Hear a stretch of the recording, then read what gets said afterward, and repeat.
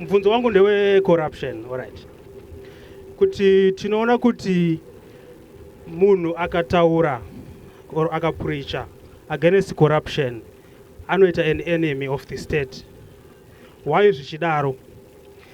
For example, Muimbi Winky anoimba against corruption. Anotorwa seunge muvengi we-state. Seizvichidaro. Thank you.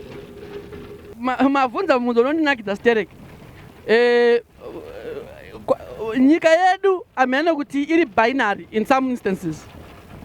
Zvinoitika ndezvekuti ndozvoona pana Japreza na Winky D. So people have created factions within the artists vega. Kutongoti ayo Japreza akapenga kupfura Winky D, but ari kuimba zvakasiyana. Mwari kuimba chenda uko, mwari kuimba chenda uko. Zvakutoita kunge Winky D ari kuimbira vamwe, uyu ari kuimbira vamwe. Mumwe akuto associatewa neavo, mwari kuassociatewa neavo. Vakawanda vanotoimba zvekora, vana vasachipanga vanoimba against corruption. But no one talks about them because they are not compared by someone else. Nyaya iripo izvozvo takaita makaita kuHarare pavaiimba maartist ari 2. Winky D wacho na makaiti chi amene maiti chi mswa 31. Big party. Vanhu vaitongorwisana kuti achanakidza ndeupi vasati vaimba. It's just the nature of our binary view of things. But in reality, Winky D is an artist in Zimbabwe, who is the same artist Nana Japreza and anyone else. They sing different genres, but there is no government policy or party policy that seeks to target. In fact, what we have been literally doing these days, if you follow particularly my page, we've been trying to lure back my artists to say, no, listen, you can still be part of the nation without necessarily being ZANU-PF. He's an artist, he sings whatever he's singing societal issues, everyone sings different issues, but adifungu tanengari enemy. Because ZANU-PF chaicha yakakuti wa enemy, yichingo kusiya uchiimba, yichingo nzuri enemy.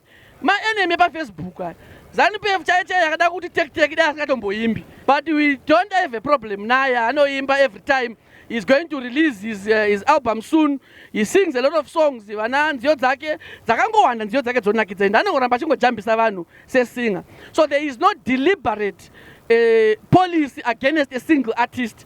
I don't think there's any artist akadaro. Varipo anoimba politics. Vamwe vanenge vachiimba ma-societal issues.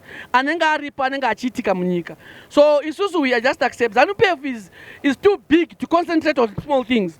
Zvekuti tatoti uyu aimba zvakati takutoti tek naye iko kuine ma-issues ari kuda kugadziriswa enyika, kuine development iri kuda kuita, kuine infrastructure ida kuvakwa, totanga kutoconcentrate nenziyo dzevanhu. I think it would be a bit unfair to assume that it's something that we can preoccupy ourselves with that. Otherwise, every artist in Zimbabwe has a chance to express themselves, sing, and do whatever they want without necessarily having any influence. But what we are saying is ZANU-PF is becoming so attractive.